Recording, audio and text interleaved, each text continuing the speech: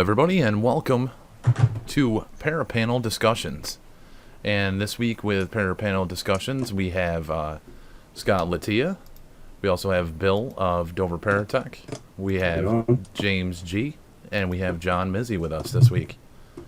And our topic for this week on Parapanel Discussions, we'll be doing this probably once a month. Different topics, different aspects within the paranormal. For this episode, we're going to be doing technology. We're going to talk about technology, past, present, future technology within the paranormal field. And if anybody has any questions within the show, I do have the chat also enabled in view, so everybody can view the chat as we're doing this. If you have questions, please feel free to type those in the chat as well. And I'm going to start out with, what do you guys think about the technology within the past of the paranormal, starting all the way back to like Tesla and Thomas Edison and George Meeks and all the different technology of the past? I'll go to John first if you want to jump on that subject. Oh, sure. Yeah, no problem. I'm going to talk a little bit about the present. And when I started getting into researching the paranormal, I found it difficult to get a lot of different kinds of evidence, and the only thing that really worked for me was electronic voice phenomena.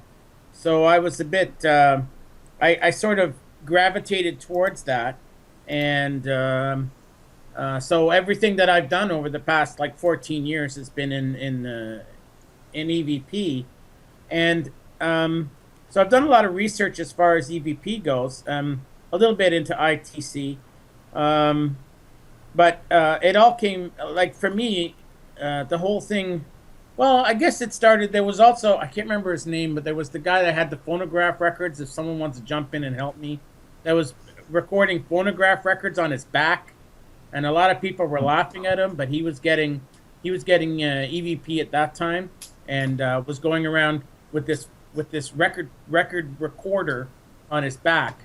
I don't know if Edison really ever did get any EVP on his wax cylinders. I don't think it's officially been announced that had ever happened. I know everyone said that Edison had a special communication box, but I think that's mostly rumor. I don't think Edison really tried. There was one article where he, in a newspaper, where he said that it would be a good idea if you could try to communicate that way. And I don't doubt that Edison may have gotten those kind of recordings, but I think the first time it really became serious was with Jorgensen. Jorgensen being a bit of a Renaissance man. He had a lot of stage work. He's done a lot of stage work. He was an artist. He was an archaeologist. He was in really tight with the Pope. The Pope let him do archaeology in Pompeii, and he wrote musical scores and stuff. And he did a lot of recordings with stage. And the really cool thing about it was, I think that he was getting EVP better than anybody else, because at that point they had started using reel-to-reel tape recorders, which have a really, really good frequency response, and they also used something called shotgun microphones, which were really very directional. They called them shotgun because it was catching everything that was in front and cutting out all the sound around the sides of it. And it was very, very directional. And what was he trying to record? He was trying to record bird sounds. So you got a really high decibel recording directly in front, and then you've got a really good frequency response and a very good quality recorder. It would have been an Uher, it's a German make tube reel-to-reel. And when you put those things together, I found that EVP are a lot like birds when they talk. I think that they don't. The way to capture a good EVP is to not let them realize you're recording them, and so it's the same with a bird. A bird will sing it's 300 feet away from you. You're catching it on a microphone, and you're catching it loud and clear because you're using a directional microphone, and you're catching it loud and clear, and the bird's not afraid to sing because it doesn't know you're recording it. If it actually knew, it would probably take off or it wouldn't talk to you. And I think that's why this kind of equipment, this older style equipment, started working much better because we were able to capture recordings from farther away. And then, of course, I don't know if I could say it right. Rodave, yeah, Rodave saw what Jorgensen was doing and jumped in on the bandwagon, and then, of course, gave everybody the basis for ghost boxes for what we have now, because he was using detuned AM radio stations for the white noise to try and capture EVP through that. And his work has been highly contested. It's some people say it's been great, and some people say it's terrible. I personally think that because it was AM radio, that even though he said it was set to detuned radio stations, I think that they could, if there was a radio station close enough or a signal close enough, that it could have bled through. So for me, even though he may have gotten EVP, it may not have been something that we could really prove, because we don't know what could have been radio stations or interference, or what was really an EVP.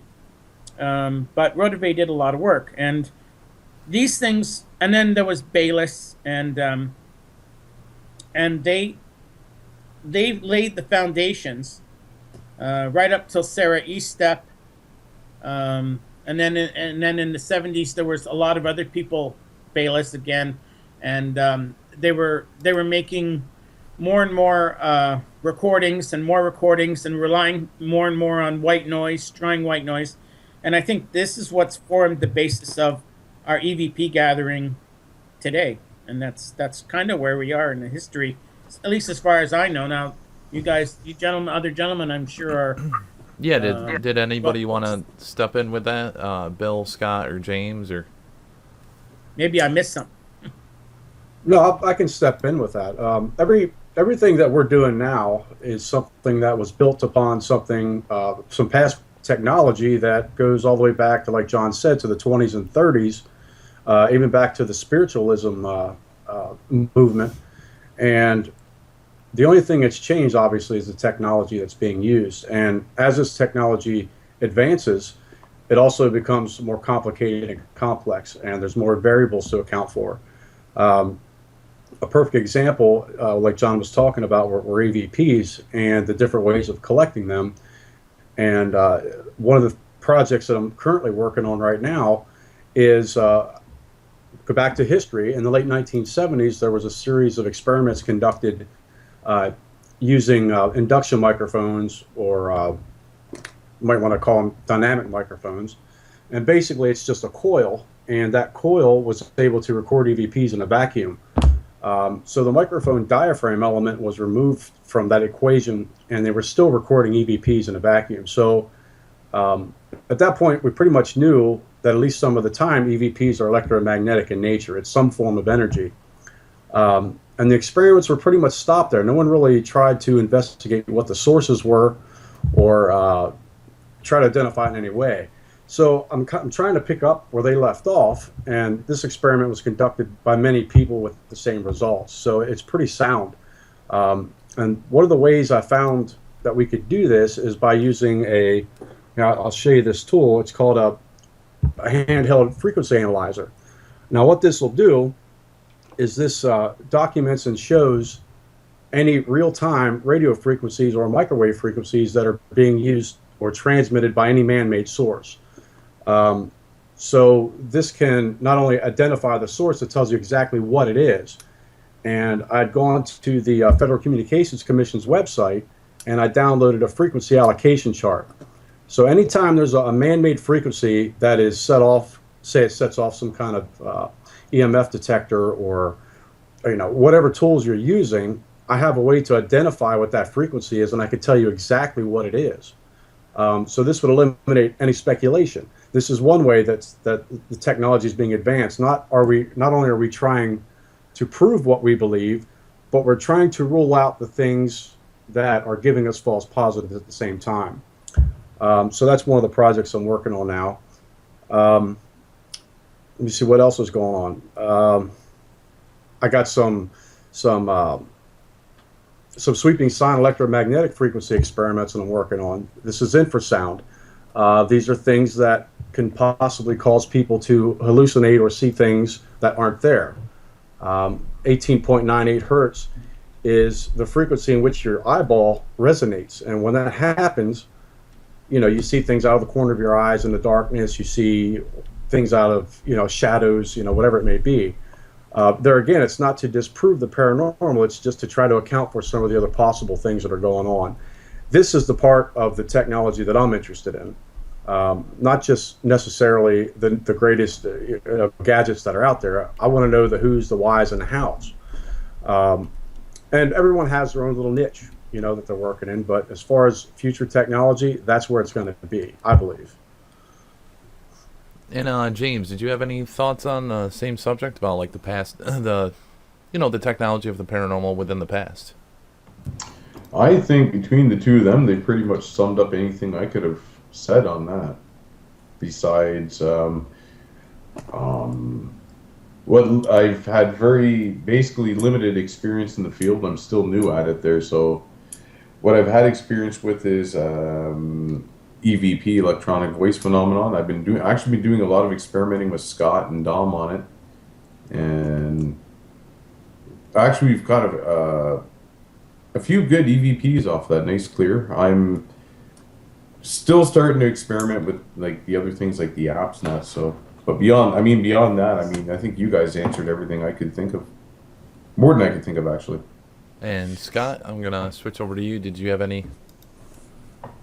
Well, I can't agree with more than with what John and Dover have said. I agree 100%. I'd like to see the field go back to the old times of the phonograph and bring those type of things back forward and see what's been missed, and go forward with the learning experience with it for the newcomers like me. I've been in the field almost a little over 3 years, and I've dealt with digital recorders. I've dealt with some video stuff and some audio things, but as far as that goes, I'd like to learn more. And the only way that we're going to grow the field personally is if we go back to the old ways things were done and bring it forward for some of the newer investigators. I started with a pad and paper and sitting back and learning.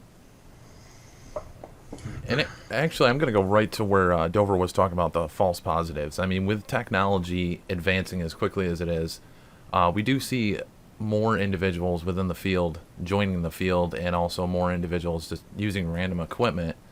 And sometimes it's almost as if the equipment that they're using isn't fully tested to know if it actually works within the field.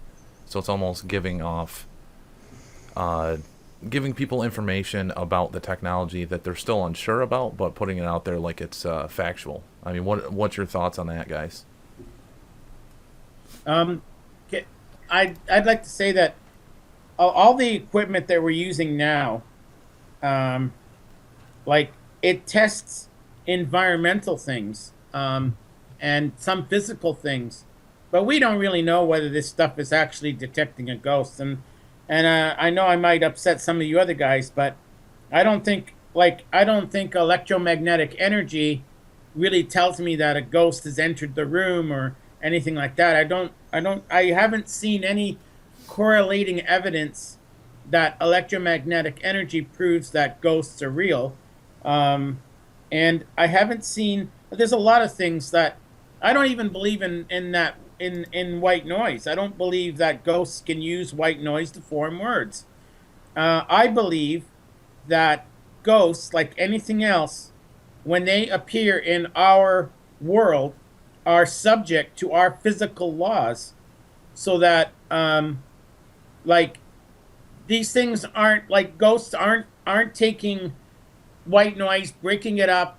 They're not being able to, I don't think they can just go to a vocabulary based system and take words out of it and form them. I mean, I can't do that. I don't expect a ghost to do anything that I couldn't do.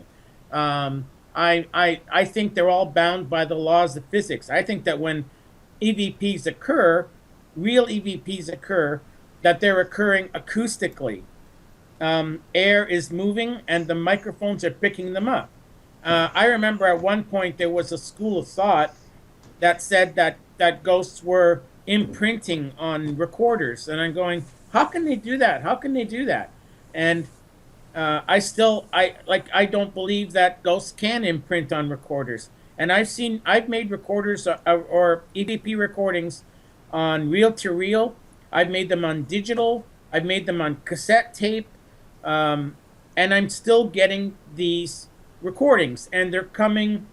But to me, it's acoustic. It's coming from the air. It's not being moved by some physical force. And the way I know that there's a physical force is that when I was a child, I grew up in a haunted house, okay? And that's what got me into all of this. And I saw paranormal activity, like apparitions, moving things.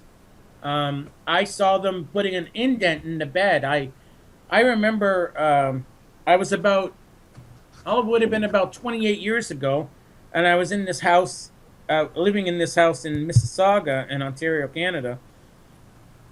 And it was seriously haunted. And I woke up in the middle of the night, and we had a little basket of flowers, fake flowers, and it was a tiny little basket. And at the bottom of it, where the fake flowers came out, there was a metal piece that came out underneath the basket. And anyway, I woke up in the middle of the night from this strange noise, and it's going click, click, click. And I couldn't figure out what it was. And then I looked on the nightstand, and here's the basket, and it's coming right off of the nightstand, and then falling back down. And it was the metal wire that the flowers were made out of. And every time it hit the base or it hit the dresser, it made a clicking sound. And I woke my wife up, and I showed it to her, and it was continuing to do it. And it did it for like 3 or 4 minutes, and we just sat there watching this thing going up and down and up and down. And we just fell back asleep because it wasn't really hurting anybody. But if paranormal activity can do that sort of a thing, that proved to me personally that they have mass, and they can affect movement or air or whatever. And that's why I believe that EVPs occur acoustically rather than through some other electronic means. I don't know. I'm going to intersect. So, I mean, we are doing kind of a discussion and so forth. So, I mean, what's everybody's opinions on like this type of statement, basically saying that technology right now that we're using isn't the proper tools? I mean, the fact that we haven't found the Holy Grail, the fact that, yes, there is audible evidence through EVP analysis, but really for solid evidence or solid footage, are we truly using the right technology? Did anybody want to jump on that one as well? Yeah, I'll jump into that if it's okay. Well, the first thing we have to understand and accept is the fact that everything that we're doing is based on a hypothesis. There, like you said, there's no proof of any of this is even being real other than our own personal experiences. Having said that, in order to have a piece of equipment or a tool to use to identify the paranormal, you have to have an understanding of what that is to build the tool in the first place. So basically what we're doing is we're using the tools that are available to us in hopes that we can stumble across something that can grab our attention, that we can focus our attention on, and develop these hypotheses to form tests and processes to try to form a theory based on that. So until someone spends the time, and especially through technology, in my opinion, and does the research and the legwork and the experimentation that's done properly in a scientific way that can be reproduced by other people with the same results, we're going to be stuck in these hypotheses that we've been working with for the last 15 years. So in order for this field, in my opinion, to advance, We have to come up with new ideas, new ways of doing things. We have to change our mindsets and stop focusing so much on what others are telling us. And we need to find out things for ourselves and use our own brains to form these new ideas and these new processes and testing techniques. That's my opinion as far as that goes. And there are a lot of people that are doing good work in that area. I just moved past the whole, the whole mode that we all go through as investigators. You know, all of the excitement, all of the hoo-ha, you know, you jump to conclusions, you make these unreasonable assumptions. I kind of moved past that a little bit because, like I mentioned earlier, I kind of want to know the whys and the hows now. And at some point, you'll come to realize that we have to slow down, stop, and think about what we're doing in a productive way. I can definitely agree to that. Did anybody else want to jump in with the subject as well? I mean, is the technology that we're using right now, is it really the most effective technology to try to use? I mean, to fully understand if it's the most effective technology there is to use, you'd have to fully understand what we're trying to communicate with, right? And right now, it's I hate to say it's a guessing game, but it's experimental in everyone's eyes. Like there's what we use now. A lot of people get good results in various items they use, but I don't know, to say is it the proper technology, to me it's borrowed technology from other applications. Like there's nothing that I've seen, well there's a few things like the Ovilus and that, but for the most part it's borrowed technology from other means. So it's a hard question to answer for me, that one. No, John or Scott, did you guys want to? Well, the only thing I want to say is I totally agree with Bill and James. I do agree with you also. We're kind of stuck in a rut technologically right now, where we've been told by the ghost shows and all of this other stuff that this stuff works, but it doesn't work. And I've been saying this for 15 years. We've got to think out of the box. And what Bill said was absolutely perfect. And we've got to start looking at all kinds of different things, different sensors and different ways.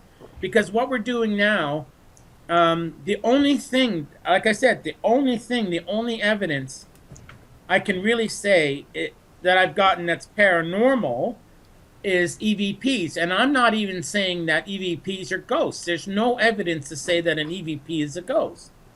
And the only other evidence I have is stuff that I've witnessed personally. And so I can't tell everybody else that this is the truth just because I've witnessed it. And the whole reason I got into it in the first place was to prove it. And now I'm realizing it doesn't matter. No matter what you do, you're never going to be able, I don't think you're ever going to be able to actually prove the existence of ghosts. And Bill, I was talking to you about acoustic a second ago, and Bill, you might be interested in this. After I got my first EVPs. It was in a cemetery, and we went back several different times, and at one point, there was a church in this cemetery, but all that was left was the foundation, and I set up 3 tape recorders between 3 investigators.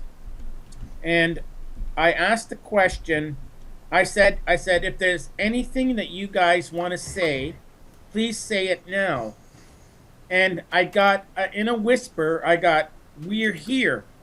But the funny thing about it was not the fact that I got the EVP, it was the fact that my tape recorder, there were 3 part on 3 different people. The one that was on me caught it very clearly. The one that was on the person who was 10 feet away caught it, but it had to be boosted, and it had to be, it was very difficult. And then the third one didn't catch anything at all. And that's when I knew that positioning was everything. And that's how I actually came up with that device I showed you guys earlier, which is a hat mic, because I realized that when they talk to you, that they can be talking right beside you when they do it. Mm-hmm. And so, but that's something thinking outside the box. How many people have positioned 3 tape recorders like that?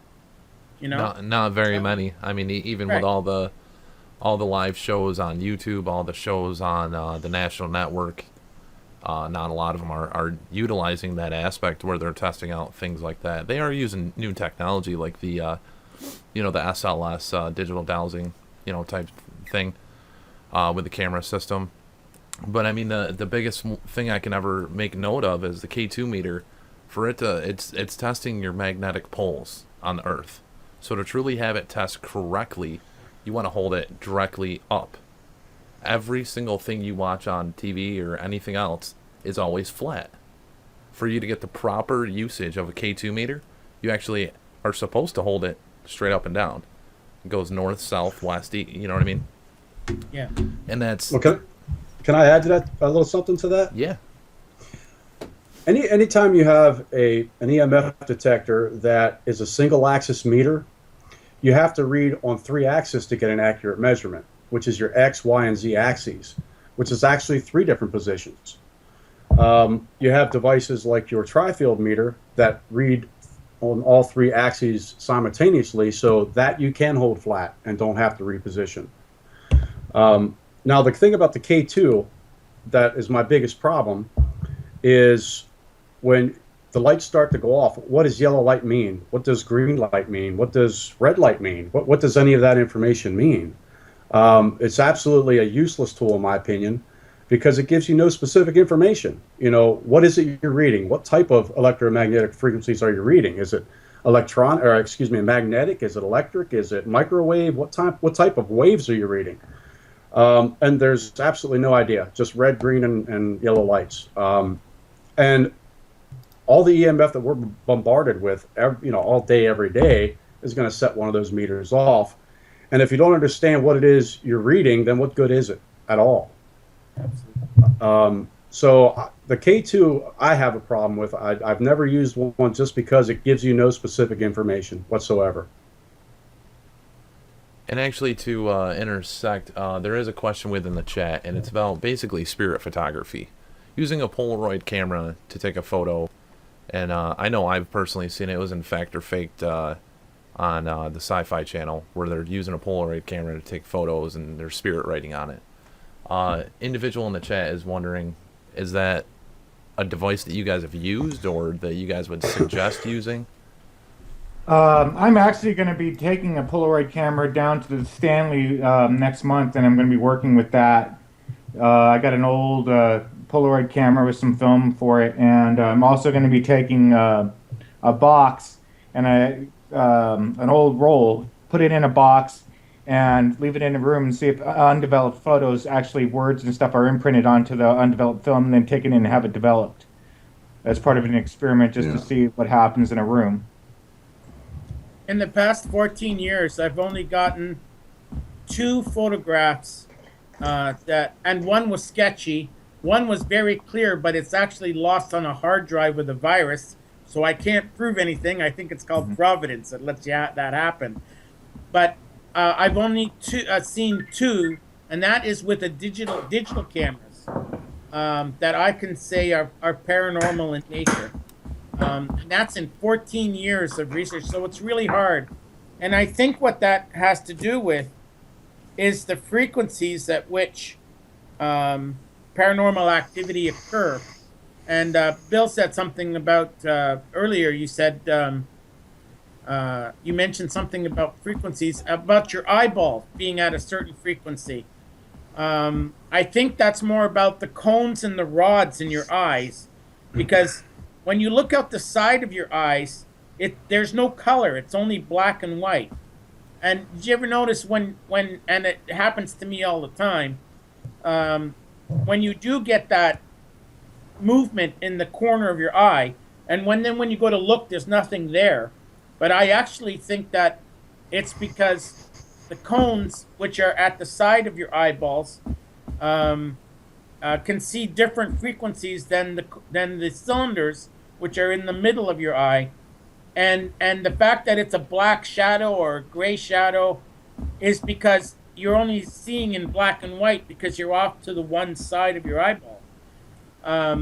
So I think that it's very difficult to cap. I didn't say it's. I'm not saying that it's impossible. I just think that it's very, very difficult to capture a really good apparition or anything like that on the technology we have. There is another idea I had, Bill, which you might try looking into, which is using a stroboscope that can sense the frequency of an image and run the stroboscope at the same frequency and then try to take a picture. And I think that would be the way to go to try to capture paranormal activity on visually. And it's something I've had in the back of my head for quite a while. In fact, I've written down some designs, but it is definitely something that you might want to look at.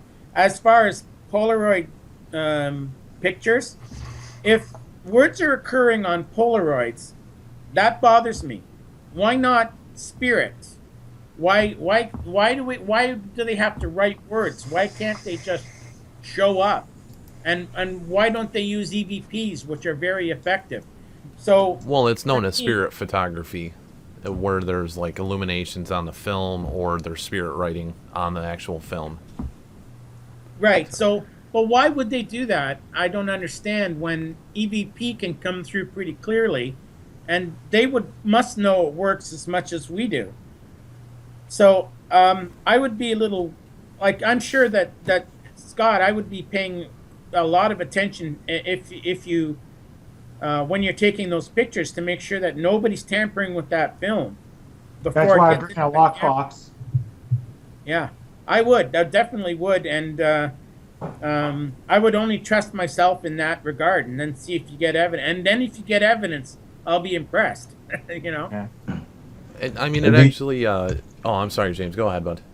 No, the only thing I was going to say, the only issue I might have seeing using the Polaroid is even if you go buy brand new film tomorrow, that brand new film is still going to be 20 some odd year old new old stock.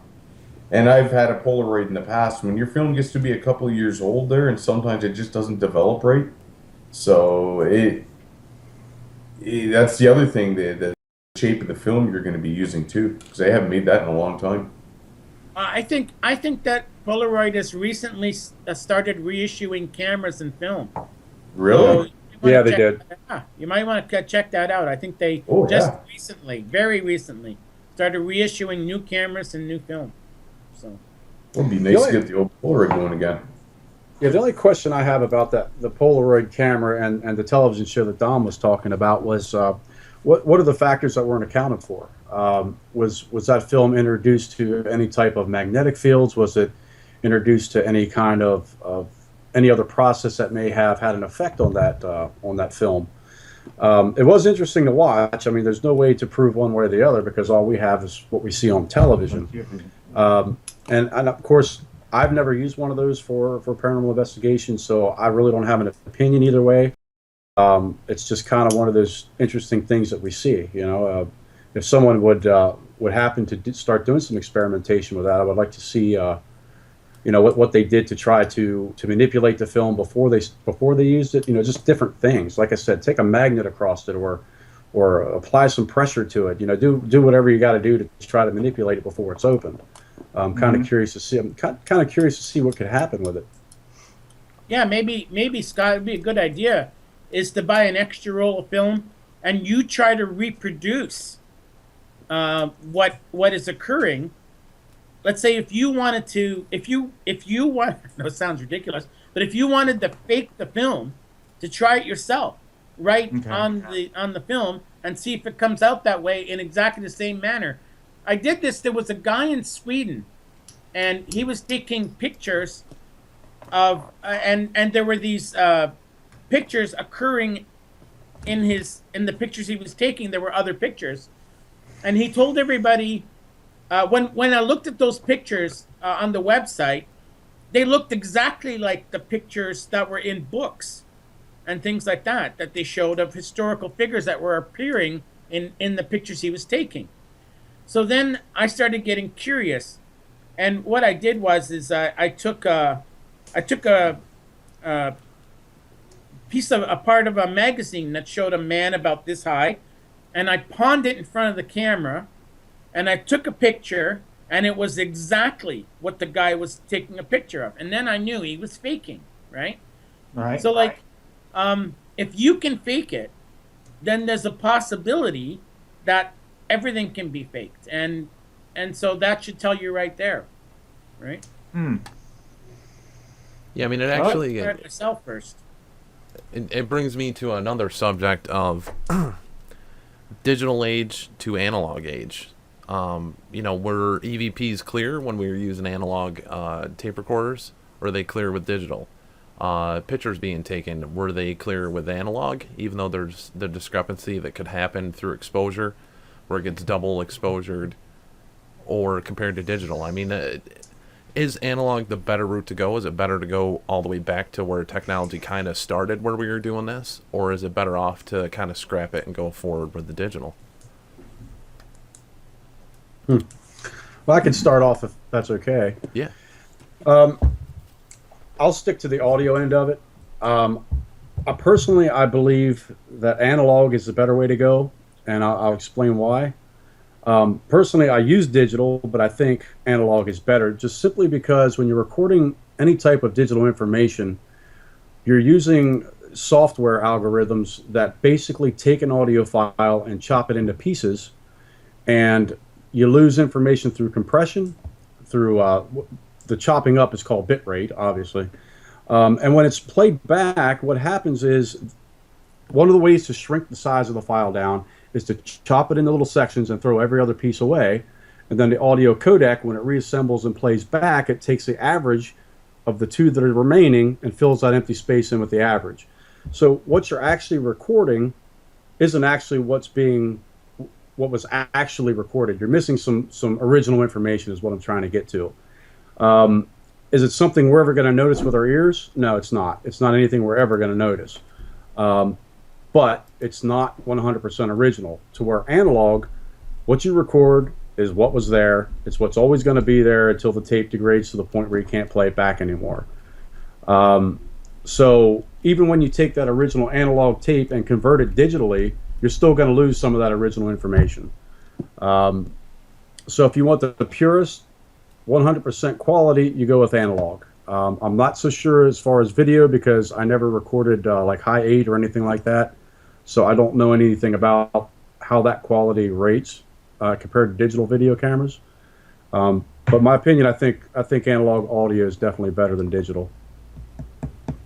Bill, And it also has to do with your input device too. You know, we have so many different types of microphones with different frequency response ranges. That's another thing you have to take into consideration.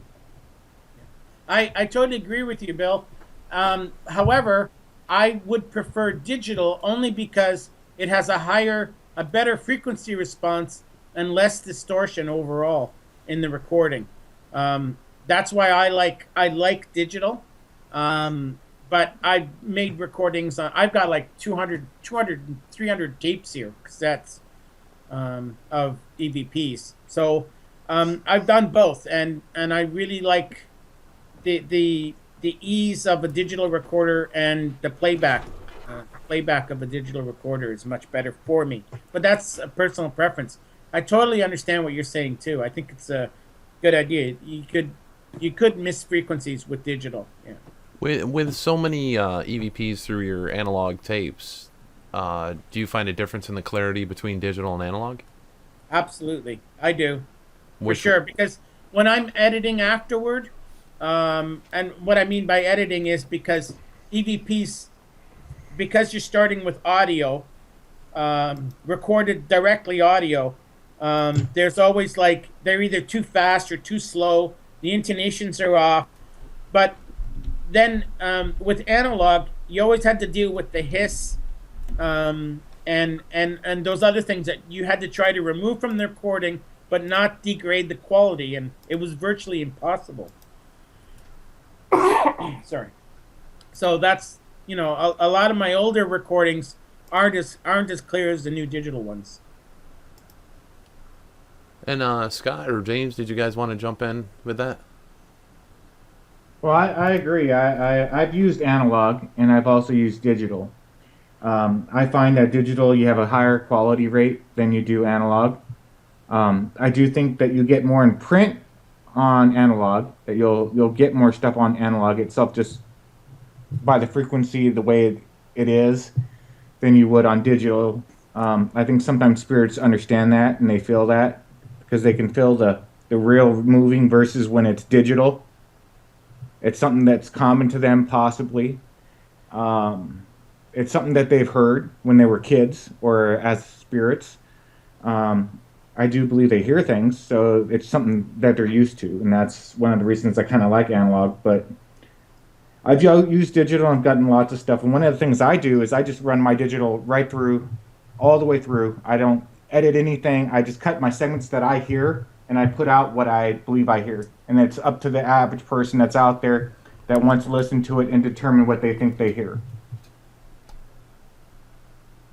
Unfiltered, unedited, no cutting of anything, just that section, what I think I hear.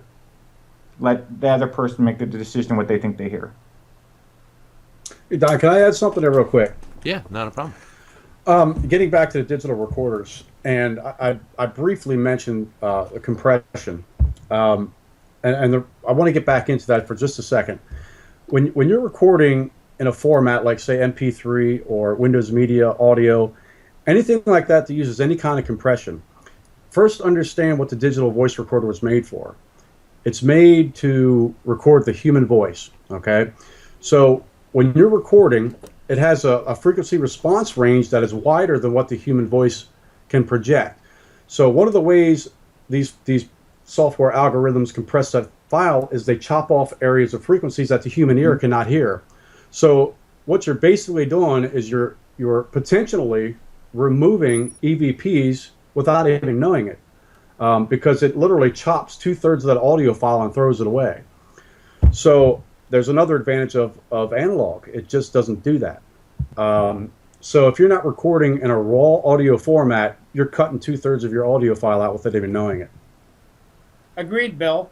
But there are some, like, if you were to look at some cassette recorders, especially if you were using some of the cheaper Radio Shack recorders, or if you were using the little mini tapes on memo recorders, you're running into the same thing where a lot of the higher frequencies are getting cut off, and you have to be very careful about the microphones you use.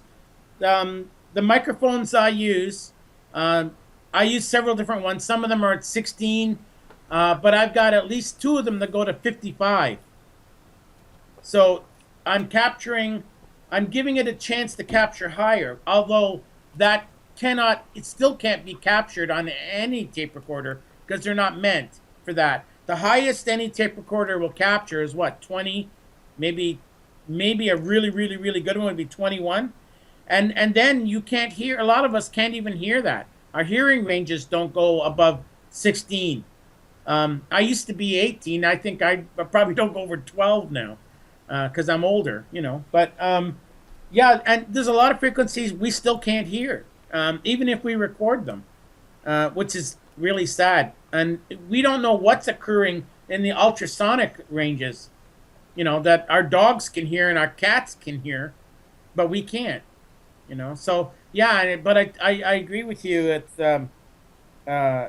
But this is why I don't like using memo recorders as digital recorders also, because you're right, they're set up for like 6,000 hertz, and you miss a lot above that, right? Because we can hear much more above that, but they're only meant to record voices. Yeah, and there's something else, Dominic, if you don't mind, and I hope you guys don't mind this. I just wanted to talk about something for a second. An advantage over an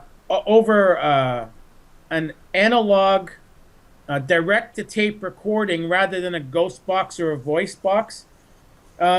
I've gotten to the point now where I'm starting to record 2 or 3 EVPs coming through at the same time, different voices. Uh, yeah, and this happened to Sarah Estep when she started making recordings long enough. She found this was happening also. I have some examples of more than one voice coming through at one time and saying different things. I also have long conversations. Dominic, you've probably gone through the EVPs I sent you Yep, yep. of responses. I mean, is this now when we listen to vocabulary generator type programs and ghost boxes? Would we get the same kind of responses we get when we record something acoustically? Because I think acoustically has an advantage over ghost boxes and vocabulary generators because they can actually hold conversations and full sentences. They have enough time before the sweep starts to move again to say what, like, when the sweep starts to move, I think that we would lose part of that conversation. But when you record acoustically, you're getting like a whole conversation. And Dominic, you know what I'm talking about with the recordings I've sent you. And you're getting, like I said, multiple EVP. Are we missing out on a lot just trying to get 1 word or 2 words out of a spirit when we could be getting full sentences and full communication? I'm going to interject real quick, and then I'm going to switch over to Bill because I know he has a lot of thoughts with spirit boxes and so forth. With a spirit box, personally, myself, I think the popularity of it or the fascination with it is the aspect that it almost feels like it's real-time communication. But I do personally feel, especially having done a lot of burst sessions and EVP myself, there is a lot more clarity, a lot more substance with actual audio. The spirit boxes, yes, you can get a word here and there, and it does almost feel like real-time communication, but sometimes it is also pareidolia, where you think you heard something, or you say you thought you heard this, and someone else thinks that they heard that.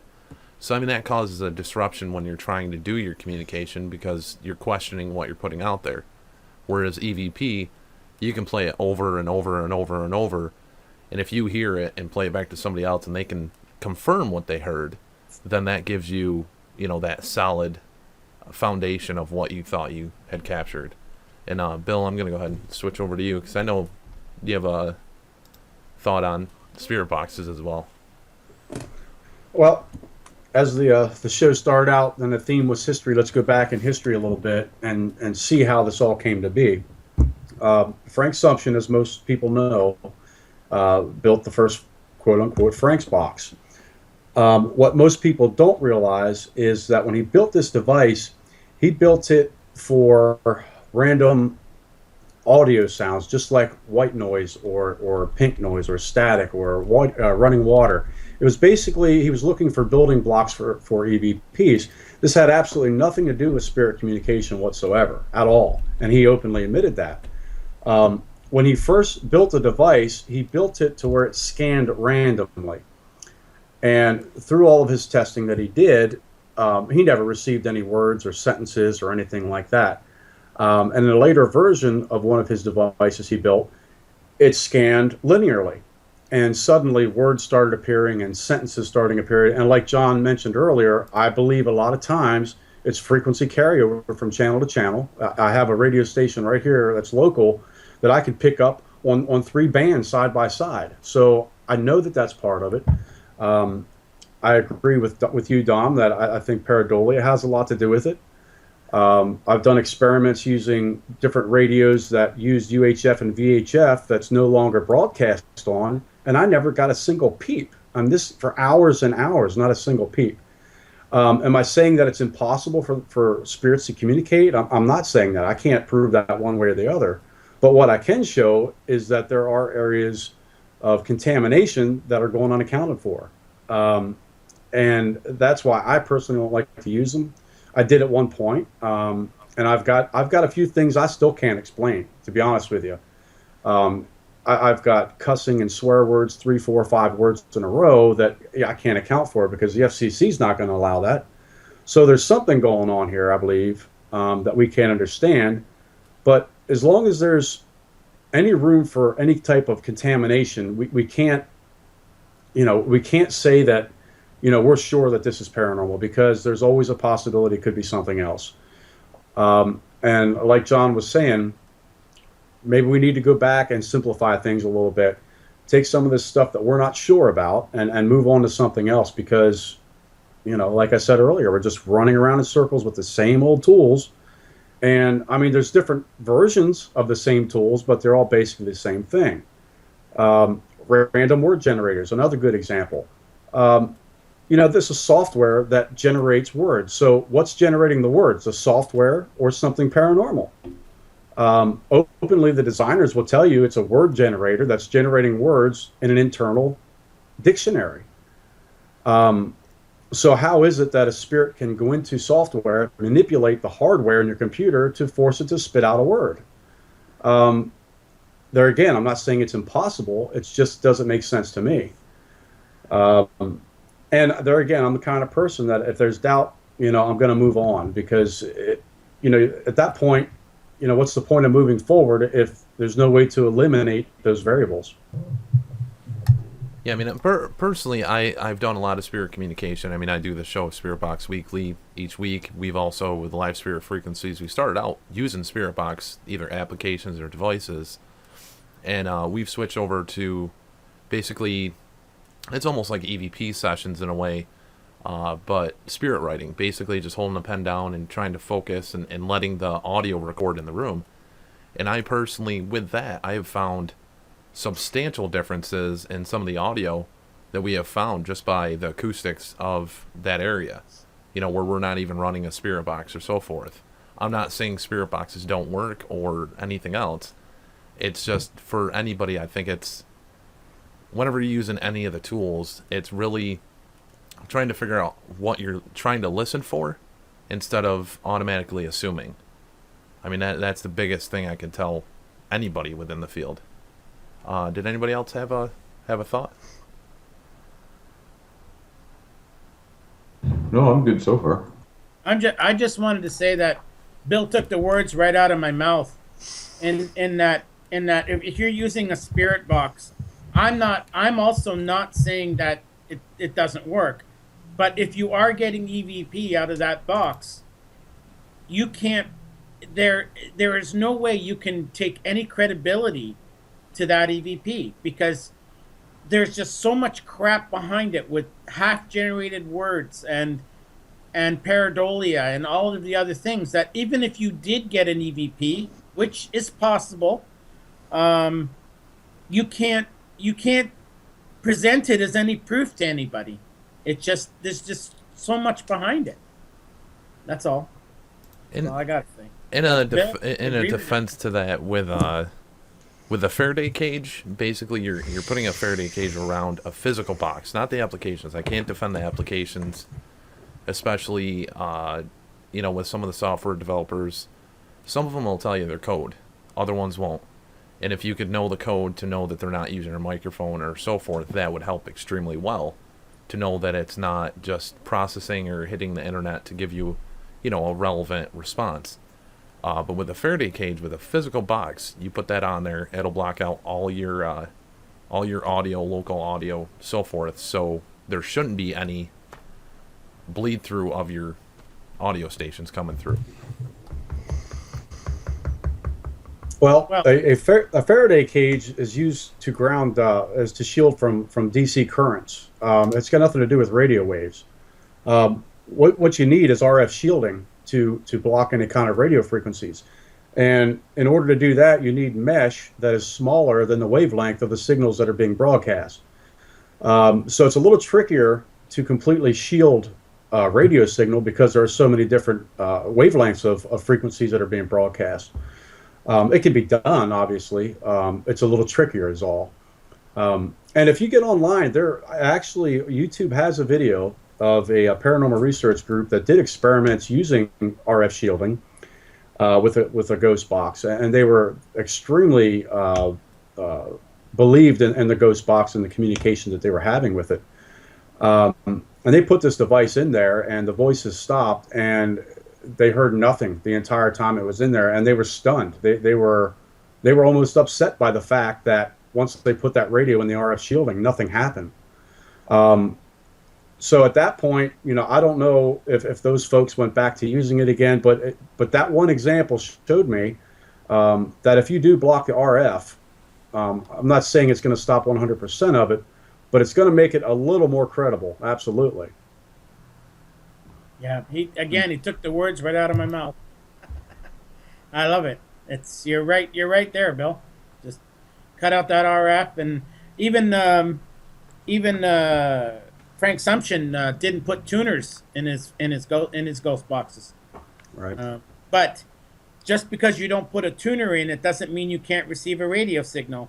Because boy, I was a musician for a lot of years, and we had a company up here that made amplifiers called Trainer amplifiers, and like they were the worst in the industry. And these things you'd be playing guitar, and all of a sudden the local AM radio station comes cutting through because your guitar cord's acting as an antenna, and their power supplies don't have proper filtering, and man, they just come right through.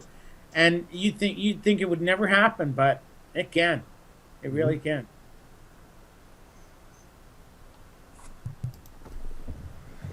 And basically, actually, I was gonna say if everybody wants to, we'll do a slight intermission for like 5 minutes or so.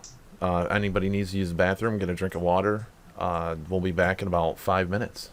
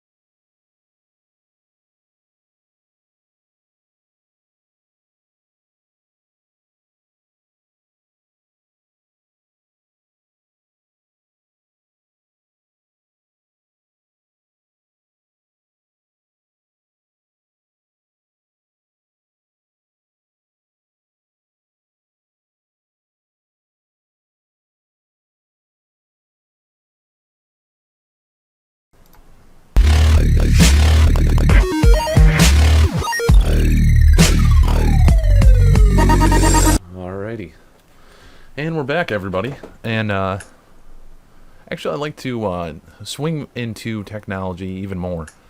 John, you're creating things. Dover, you're working on a lot of projects as well. James is working on stuff. And Scott, you do a lot of testing with different equipment out in the field. Mm-hmm. I'm also working on different items to try to use out in the field as well. My first question in that aspect is, John brought this topic up actually earlier with the birds, and sometimes they don't want to be heard in a way. They'll end up just flying away, or just getting away from you. Now, with that subject, do you think with the technology we're trying to use, sometimes how we're explaining it, if what we're talking to is intelligent, it's not going to want to try to communicate with us? And whoever wants to grab onto that as well. All right, I'll start on that. I'm sorry. Go ahead, John. No, go ahead, Bill. Go ahead. I think at this point, just like most of it, it's speculation. We hypothesize there's several types of spirits, and one of them is residual, which obviously wouldn't give you any type of logical or meaningful responses. It just kind of plays in a loop.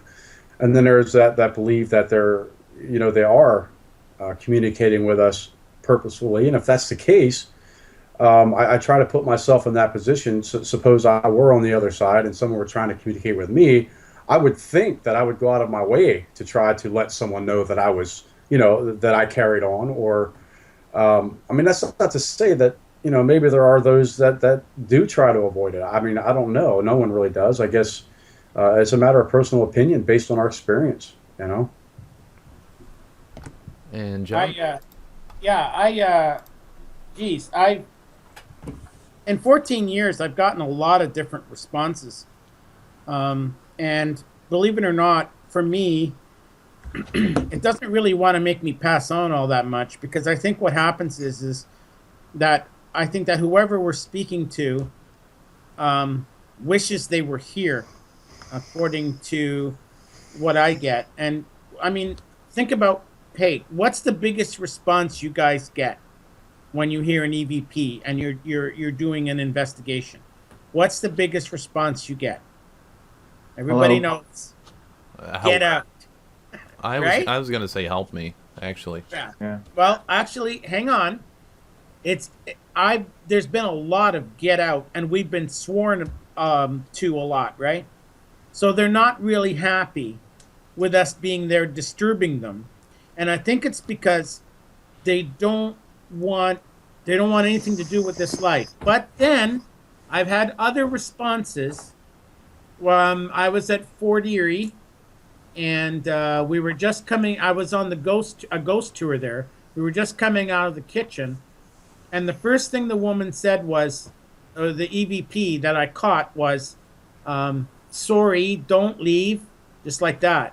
So she didn't want us to leave. Maybe she was lonely.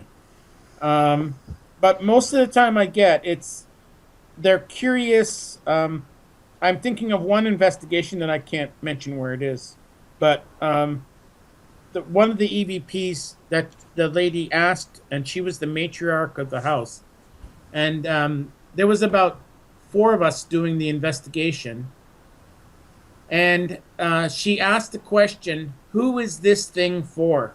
Like that, and it was like they were curious. They wanted to know, what are you doing? What's going on?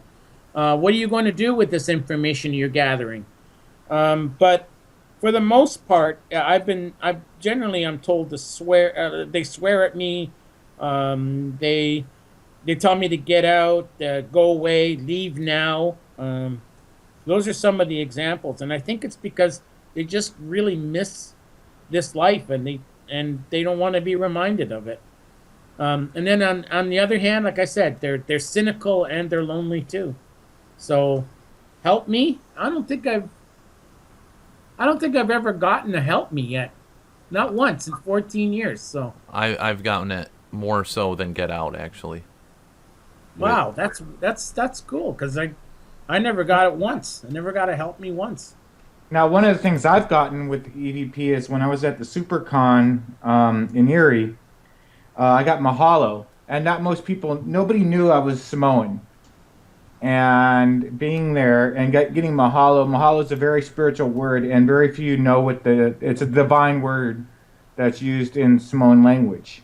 And to get that at a location that nobody knew I was Samoan is pretty amazing.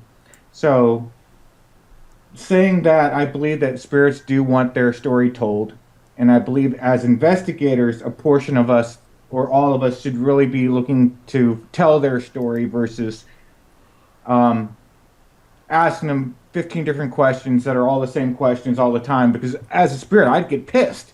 You're going to ask me the same fucking question again twice instead of, pardon my French, but You're fine. Instead of really looking to their research and finding out what their story is, who they are, what happened to them, because that's really what I believe spirits really want, is their story told. They don't want to be talked to, they want to be listened to. Yep. Totally agree, Scott. Totally agree. Took the words out of my mouth again. For myself, I mean, I've noticed, just by, I guess it's my own theory in a way, but, the technology we're using now compared to the spirits that we seem to be talking to age-wise, most people, when they see an apparition, it's within 100 years or 200 years, typically not within the last 30 or 50. So the individuals that we're speaking to or that we're trying to communicate with, do they know what the technology is that we're using?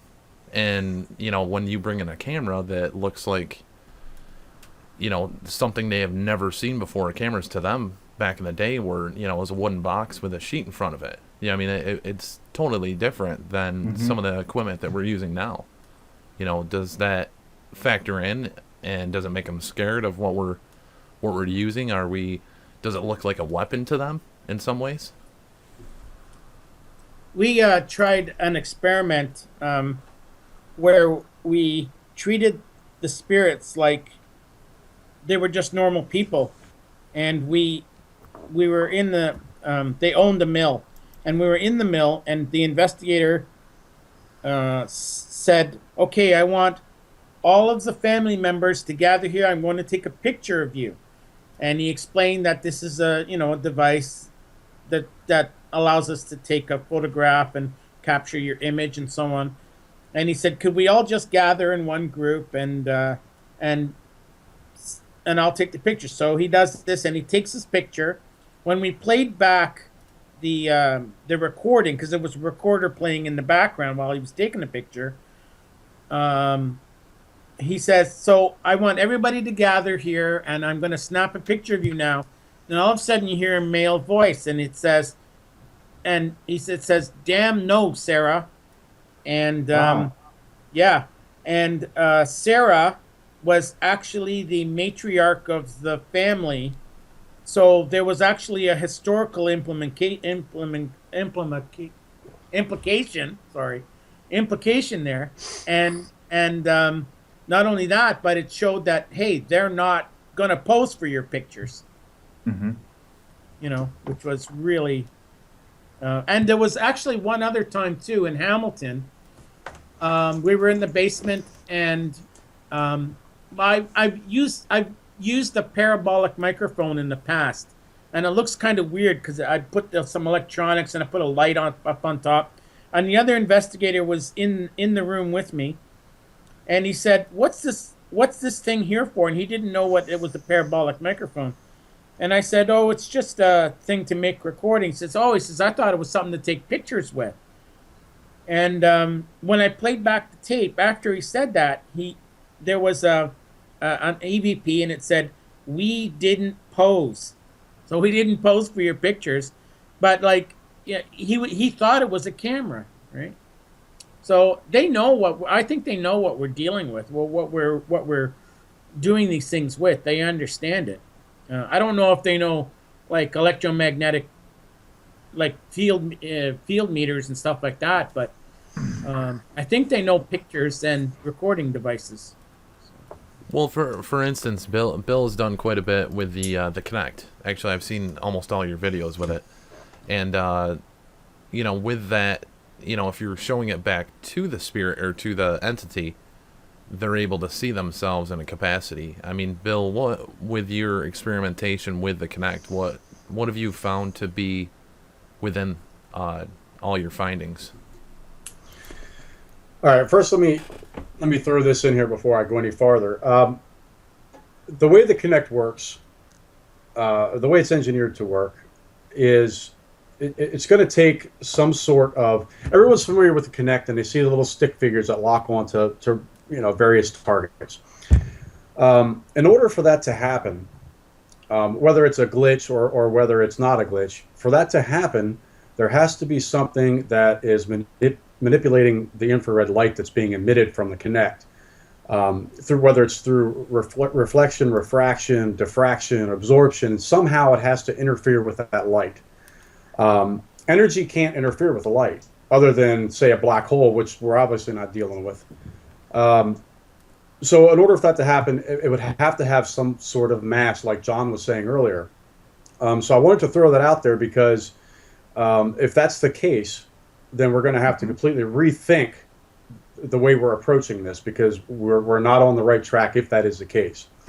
Now, as far as the results with the Kinect version 1, as I mentioned, you were talking about the stick figures that are locking onto random objects. I did run into that, and it is a glitch. It is basically what's happening is the resolution so low on the infrared sensor that if it detects something that it's not sure of, it's going to lock this stick figure on and wait for motion to determine what its next move is. Because again, you have to realize what it's designed for. It was designed for people to stand in front of it to play video games. Okay, so that was a glitch. I confirmed that glitch. I reproduced it many times. The second generation, however, is much improved. The algorithm is a lot more accurate. The camera, the resolution of the camera is twice what the original version was, and the overall fidelity is far greater. And I've not yet once experienced any kind of glitch with that camera, with the version 2. I did have one anomalous recording that I can't explain with that on the second version of the Kinect. We had done an investigation here locally back in October, and I had it fixed. It was in a mansion, and I had this camera fixed on the grand staircase. And at the top of the staircase, a brief time, maybe 2.5 seconds, you see what looked like someone take 2 steps down the steps and then back up again. And this showed up on the depth field and the regular RGB camera. So I have no idea what this was, because shortly after this happened, all 3 investigators that were there walked up the steps, and all 3 of us were in frame. So I have no idea what that was, although all I can tell you is it had some sort of mass, or it wouldn't have showed up. So of all of the experimentation I did with it, besides the glitch, of probably 20, 30, maybe 40 hours of video time, I would say I've got 3 seconds of something that I'm not quite sure of. Very interesting. That's good. I was going to ask you the question about what you thought of that Kinect system, because it looked really good on TV. Well, like I was working with this for years. I mean, before we even saw it on TV, I was playing with this. And what I was trying to do is develop software and applications that I could use along with it. And I did come up with one, and I did distribute it to some people to try. Basically what it is it's a screen on your computer, and on this screen there are buttons with words on them, buttons with numbers, buttons with pictures, colors, dates, all sorts of buttons. And you can use your hand from across the room to manipulate the cursor on the screen and activate each one of those buttons if you chose to. So I thought, well, I could take this to a cemetery, for example, just turn the thing on, let it run, see what happens. I mean, it's a little far-fetched, but if you don't give something the opportunity, then we're never going to know. So that was my original intent, was to try to develop something that's more specific to what we're trying to do. And there again, in order for anything to manipulate that cursor, it has to have some form of mass. And Scott or James, you guys have any thoughts? I mean, it's something I'd like to start messing with to kind of learn a little bit more about the Connect. I've seen it used in Valeska with Bill Chappell, and Bill was nice enough to kind of let me use it for a couple hours there in Valeska, and kind of get to see it, behind the scenes of it being used. But I want to see how it works. I want to see why it works, why it's doing this, so I can ask those questions to find out what the other variables are. Now you should be asking those questions about all of the other types of things we use too. Need to apply it to all the other stuff. And if we were all as knowledgeable as we could be on this stuff, and we understood how it worked, I think we'd get a lot less false positives. But like even myself, I thought that the Connects, before Bill said what he did, I was very interested in purchasing something like that. I really thought it showed promise, but listening to what he said, now he's making me think twice whether it's worth checking out. But it sure looks good. I think it's worth checking out and trying. Like I said, but it's one of those things. It's like anything we use. Once we adapt some new technology and try different things with it within the field, if we're not able to find any, at least from my standpoint, if I can't find anything that would cause interest to me to further investigate it, it's time to move on to something else, because we're obviously not going to get anywhere with it. There again, it comes back to the whole running in circles things. If it doesn't work, move on to the next thing. But I felt it was worth trying, and I still think it's worth trying. And this is I'm just taking one path here. The technology that's incorporated into this device is incredible. It's got a 4-speaker microphone array in it that's incredible, or excuse me, microphone array, and it's so sensitive. It's just incredible how well this thing hears. And it's just going to take some resourceful people to come up with new ideas with the technology that's out there. I think I took it as far as I can take it. But I'm sure there are other people that are a hell of a lot smarter than I am that could do more things with it. I think we just need to get the bug planted in someone's ear. Like, I know Bill Chappell is an electronic engineer. I know his work. I don't necessarily agree with everything he's saying, but the guy's smart enough that he knows how to build these things, and he knows how to advance and build upon what's already out there, I guess is what I'm trying to say. But yeah, I definitely think it's worth trying. Everything's worth trying. You just have to know when enough is enough and move on. And John and Dover, I know you guys are kind of creating different items out there. You're doing a lot of experimentation. Would you guys like to explain a little bit more on that? John, you were talking about your hat a little bit earlier. I know you talked about it during the interview with the Ghost Hunter, but I'd like to elaborate a little bit more for any individuals that are watching or that would be interested. Sure. There's a couple of things that I'm working on. In fact, I'm actually looking at, like you said, Scott, I'm looking at ghost boxes right now and trying to prove if they work. I'm trying to prove to myself that a ghost box works. And I'm trying a couple of things myself right now. Except my theory is just slightly different than everybody else's. White noise has been used, like I said, since Rodavay's time. And Sarah Eastep, American EVP Association, has a white paper that mentions white noise. Ghost boxes use white noise. Frank Sumption used white noise. And I just couldn't see how they could form words. But there is something else about white noise. What if white noise was used as a carrier frequency? Not a frequency, because it incorporates all frequencies, but as a carrier. So that they're not using the white noise to form words, but they're using it's like a modulating frequency, like in an AM radio. And maybe we're closer than we think we are, and we just need to take one step to the right or to the left.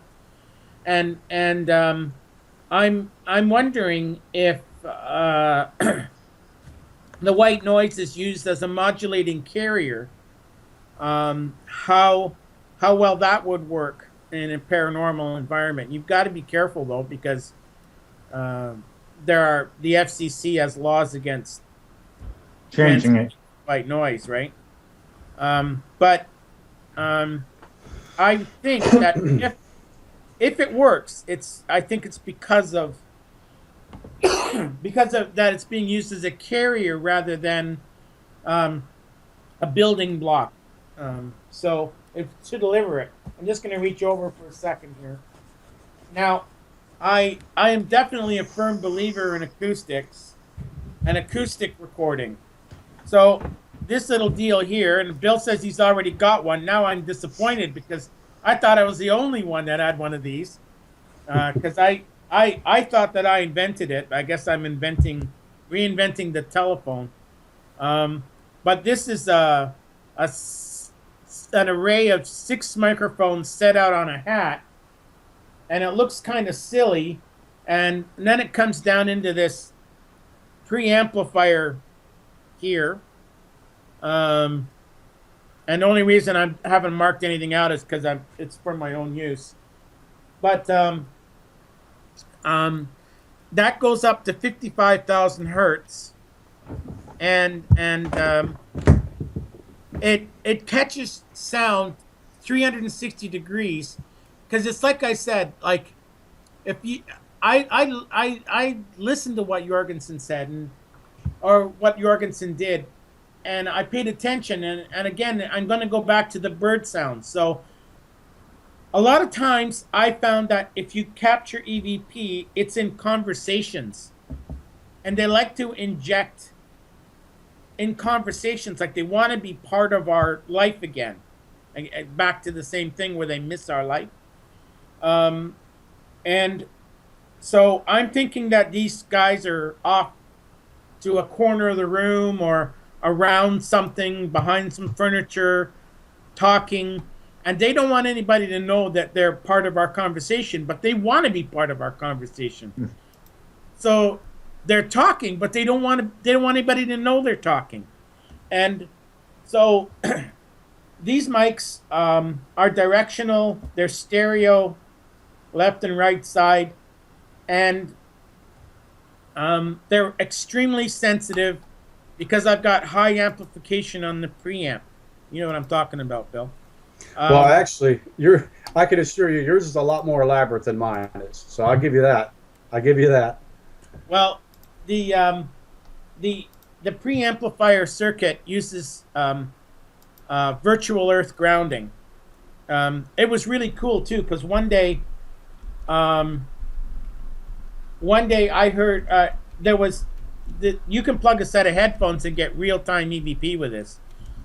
And I was doing a investigation at the Royal Conservatory of Music in Toronto, and right beside it was an AM radio station, and I put it on one of the people there to test, and he said that he could hear the radio station through the headphones.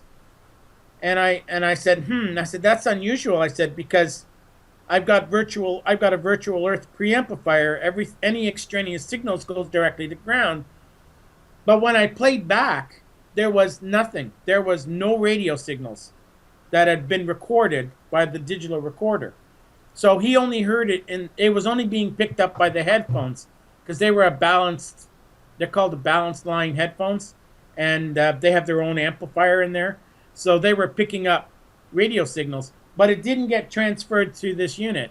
And I thought that was pretty cool. So it actually did its job of diverting any radio signals. So it works really well. In fact, it works extremely well. The voices come out like loud and clear, and in fact, I don't even know if people would be able to believe some of the EVPs I got, because it sounds, there's no mistaking it. It's an actual person's voice. You cannot confuse it, and it's clear as day. And I don't think this is something you're going to get with a ghost box because of the white noise in the background between stations. And that's the advantage over acoustic recording. But with, I say that, but with anything that we're using, we need to record the situation, how many people were in the room, what was said, because sometimes you can confuse a real voice for an EVP. So you have no choice but to spend every minute that you've made your recordings taking notes and making sure who was in the room at the time and what the conversations were about, just to make sure that nothing was said that shouldn't have been, or that was said that was actually spoken by somebody instead of an EVP, right? So the last one I got, which was really bizarre, I wish I could play it for you. It was really bizarre where we were in that same cemetery again I told you about. 2 days before that, my daughter, at 10 o'clock at night, she lives about 2 hours away from us, and she calls us up at 10 o'clock at night and says to my wife, "What are you guys doing?" Because she knows we're in paranormal investigation.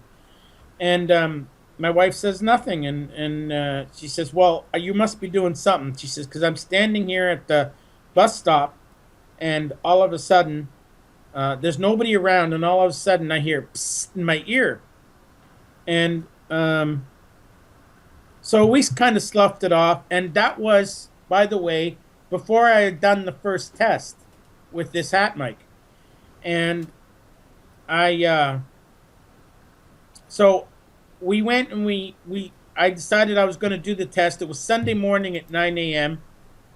I went to the cemetery, and my wife was it was only me and my wife, and we were maybe 10, 15 feet apart. But on my hat mic, because I'm doing real-time EVP, I hear psst in my ear. So I don't know what the hell this thing was, but it knew my daughter, it knew where she lived, and then it came after me, and you can hear me acknowledge it. It was clairaudient. And this thing recorded it. Now, that's not the strange thing. The really cool thing about it was it recorded it, I acknowledged it, and then about 3 seconds later, at the end of this cemetery, there's a wooded area. It's all open. There's no fencing or anything in this cemetery.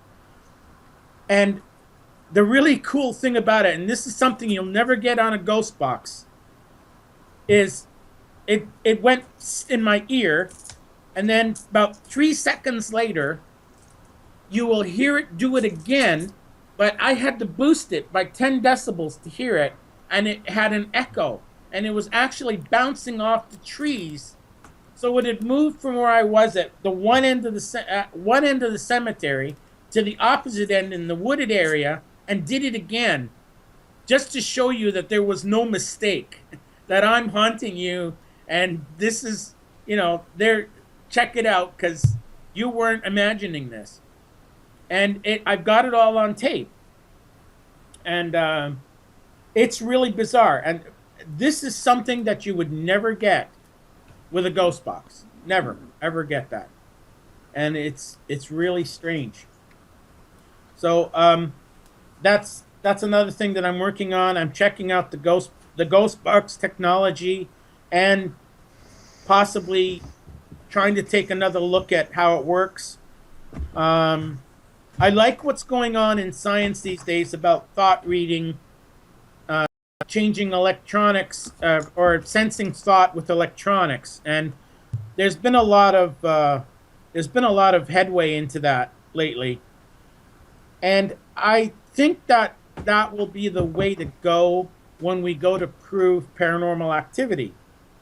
because if we can see what our brains see neurologically, I think that if we can use it to, when during investigations, use that kind of technology, and I mean, it's not going to happen tomorrow, but if we could use that investigation through in investigation, sorry, we could use that technology through investigations, we might even be able to see and have communications between the spirit world and us, because I really think that thought has a lot to do with what we see and what we experience paranormally.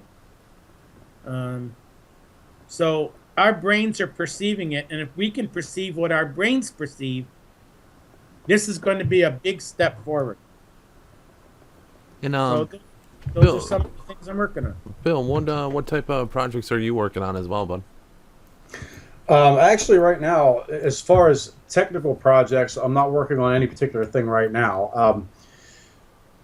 However, I am working on 3 projects that are investigating current hypotheses in the paranormal field. The one I mentioned briefly was with the RF scanner. And what I'll do is I'll just inject that in here real short, then I'll move on to the 2 other projects. Basically, what I'm trying to do is I'm trying to find a way to identify frequencies of an EVP. Is basically what I'm trying to do. Because I personally believe that some of the time it is electromagnetic in nature. It's been shown in laboratory tests. But there again, it doesn't account for all cases, but some. And the way to do that is you have to be able to find a way to eliminate all of the other variables, such as communications, wireless technology of every kind, really. But keep in mind, when these experiments were first done in the 70s, we didn't have any of this wireless technology that we have now. So that limits the field to very rudimentary analog technology, whether it be maritime communications or airline communications or AM, FM radios, shortwave, CP radios. I mean, so it's kind of limited.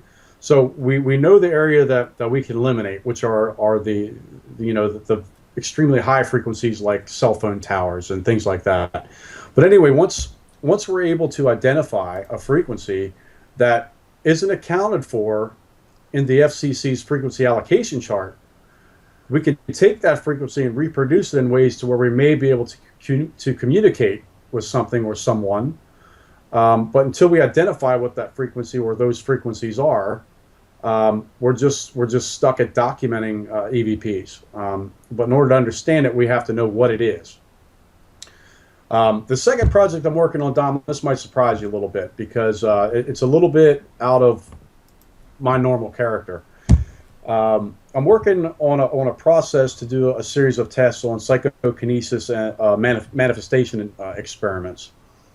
And basically, the hypothesis is, from my standpoint, is that sometimes visual and audio recordings that are normally attributed to ghosts or spirits or poltergeists or anything like that, that it could be caused by psychokinetic manifestations from us. And I'm trying to find ways to test whether in a group effort that we can manifest a paranormal event in the form of an EVP or a manifestation, or even a simple higher than average results using Zener cards based on a group focus technique. And there's a couple different elements that are involved in this. And basically what it is a computer program that will display to 3 people on one side of a laptop. There will be random colors, shapes, Zener cards, pictures of people with different emotional states, and they'll flash, say, 10 times each for 2 seconds. And every time these people on this side of the computer see that image, in their mind, they scream what it is they're seeing. On the other side of the table, you have someone that will just write down the first thoughts. Whenever they have a thought, just write it down. Just trying to find a way to consciously, in a group effort, focus our energies in a way that we can affect someone else. Because I often wonder how often that happens to us when we're doing investigations. We're all sitting in a room doing an EVP session. There's a little ball in the middle of the room, and you're asking the question, what is this on the floor? Can you tell me what that is? And everyone in that room is thinking the same damn thing. And then all of a sudden you get an EVP and it says it's a ball. Is this truly a spirit, or is this something that was brought on by us? So I'm kind of getting into that a little bit, just trying to poke and prod and come up with a test method to just experiment with a little bit, just to throw it out there, because it does interest me a little bit. And that all comes back to a project that was conducted years ago. It was called the Philip experiment. I'm not sure if you're familiar with that or not. Oh, yeah. But that's where all this came from. I was really intrigued by that because I saw some of the video footage, and some of that footage I can't explain it. It's really incredible to watch these people. And these are credible people that did this experiment. These are university professors. These are professional psychiatrists and psychologists. I mean, these are upstanding people that did this experiment, and it was really interesting to me. So I wanted to find a different way to get the same type of result, and I'm thinking this may be the right course. At least for this. Bill, sorry. You should tell everyone though that in that Phillips experiment, that the entity that they were contacting was completely made up. Yes. Yeah, it didn't exist in the first place. Right. And yet they had table tipping, and apparently at one point one of them even had a conversation with it. And yet it never existed in the first place. It was a whole story just made up by themselves. Yeah, what they did was they wrote a story together of a fictional character that took place in a fictional place and time, and they wrote this story down, and they wrote this person's fictional life story, his relationships, everything about this person. They even had an artist draw what they thought this person should look like. And each one of these participants studied all this information, and they learned it backwards and forward. They knew everything about this person like it was a real person. And they would get together on a regular schedule. I don't recall the times in between the sessions, but they would get together, and they would basically do what we would consider like an EVP session. They'd sit down, and they'd try to communicate with this fictional character that they all made up, and things started to manifest. And they believe that it was due to something within us where we're able to focus our energies and manifest things. I don't know how true that is, but it's interesting to me. So that's why I'm kind of leaning towards that. I just threw that idea out. I have the whole process and testing procedure that I just posted on Paranormal Warehouse. And I'm trying to wait for the weather to break a little bit before I get involved in any of this, because it's going to be time consuming.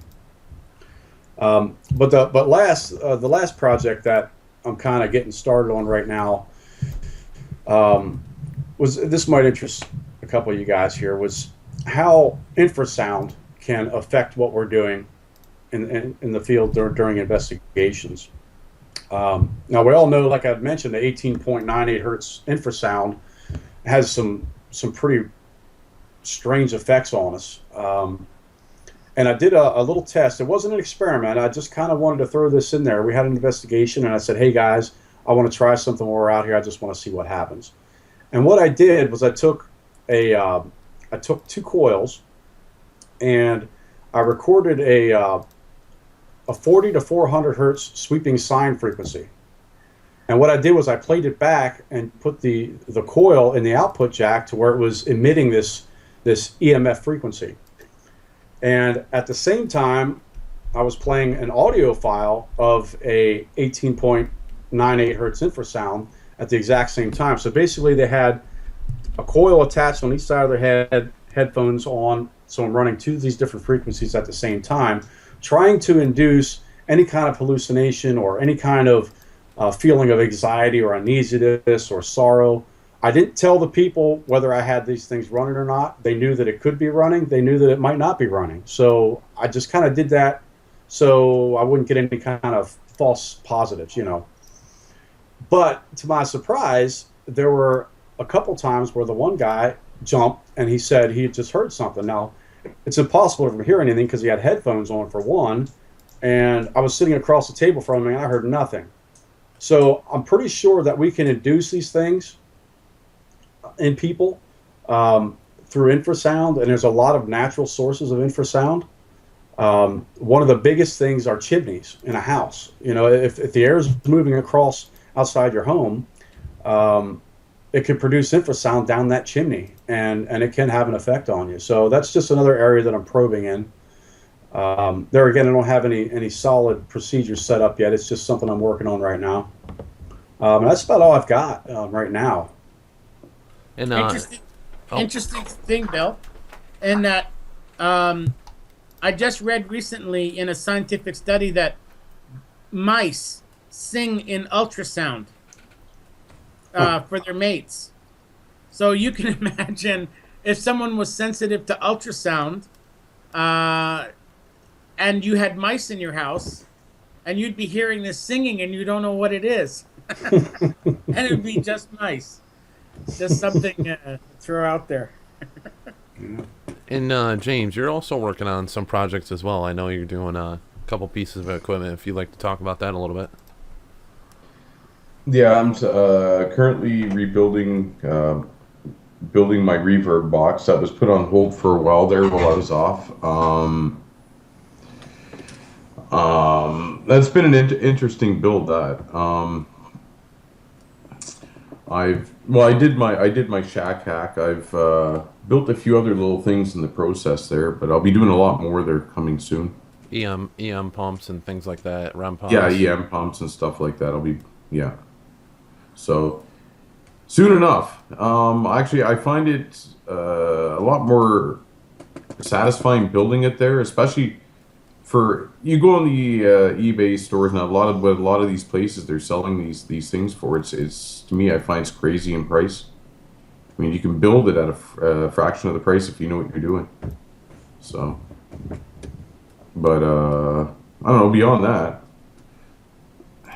And then I'm actually, I mean, a lot of individuals probably know. I'm not sure if you guys do too much. I know Scott and James do. Working on enclosures for surveillance units where it has a walkie-talkie option instigated within the enclosure to try to use it as a trigger object. So you put the surveillance camera in the room, you can talk into the box to hopefully try to trigger entities or individuals to come towards you with your surveillance camera. Also, spirit box communication things. I'm trying to tinker with that as well, same as John. And we've talked numerous times about white noise and different capacities of what spirit boxes work, what ones feel don't work too well, and then also working on projects for individuals to do like webcasts. You know, the video camera I'm using right now, having that so people can get that where it's at an affordable price instead of what everybody else is selling all the stuff for. And Scott, you're doing a lot of tests with different devices. I want to swing to you, and then we're gonna have to probably cut the show down pretty close. Scott, you're up. Well, I've done a little bit of work with Bill Chappell's stuff, the SB7. I found that it's actually answered a lot of my questions. If I start a question, it'll finish it. So if I've done giving the count game 5, 6, 7, and it answers the number 8, and through its sweep all the way through. I've actually gotten Morse code through SB7. Through the Ovilus 3, is out of all of them, I think the 3 is the best that I've used. It's got a word database that's built in, so it's hard for somebody to say that they've actually manipulated it by plugging it into the computer and putting your own words into it and using it. As far as that goes, I've used digital recorders, and pretty much that's all I've used. I've used analog. I've used. I'm going to start working with Polaroid and video cameras now. So. And I'd like to actually go through each and every individual that's on the stream right now. And if you guys would like to let everybody know where they can find you, be able to contact you, or let them find more information about you. I'm going to start out with John, and then I'm going to work my way down. Okay. On Facebook, you can look for the Paranormal Initiative page. It's got some of my older work on there, and I actually just about a year and a half ago, I was in the middle of one of Bill's experiments now, where I was asking a bunch of strangers from all over the United States and Canada to imprint voices on tape up here in Canada on a tape recorder that I would have going. But I got sidetracked due to an event in my life, and now I'm over that, and I'm making my way back. So actually, Bill, maybe you should call me and we'll get together and design that experiment together if you want. I've actually did it once before about 8 years ago, and I did it. I was going to do it about a year and a half ago, so I wouldn't mind trying it again. So we're on the same page, and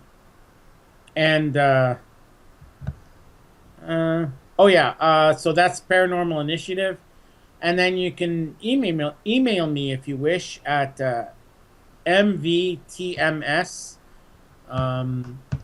at bell.net.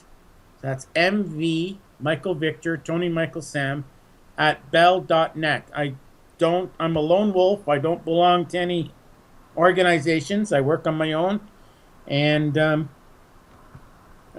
so I just keep going on. And if you want to talk about the paranormal, send me an email. Want to know more about what I'm doing? Please feel free, and you can join my Paranormal Initiative page, and you'll see a lot of the things, pictures, and things of the things that I'm doing. So there you go. And then James, I'm gonna go to you. How can everybody find you? They can, if they want, they can find me on my YouTube page, James G. There's not much there. I'm just starting out. That's a new channel. I'm just starting it out. Beyond that, that's it. All right, and Bill, if you can let everybody know where everybody can find you.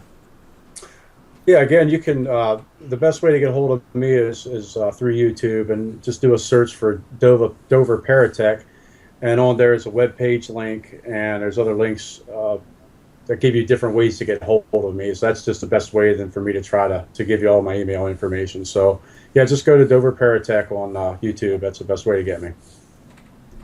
And Scott, I'm going to go to you next. Well, you can find me at myparanormalcorner.com, and as well as on Facebook, Scott Litea, SCOTT, last name Litea, LITAEA. And my next event is going to be at the Stanley Hotel in March, so we'll be able to test some of the stuff we get there. And this has been Dom from Upstate Supernatural. You can find us on YouTube. You can find us on Facebook, our website, Google+, Twitter, Upstate Ghosts. And I'd like to thank everybody for tuning in. I'd like to thank all the guests that we had on for this panel discussions. Thought the show went extremely well, and I saw in the chat everybody was excited about some of the things we were talking about. So I'd like to thank all of you guys for coming on for the show. And I hope everybody's having a beautiful night. Thank you again. All right, thank you. Thank you. Thank you. Have a great night, everybody. Thank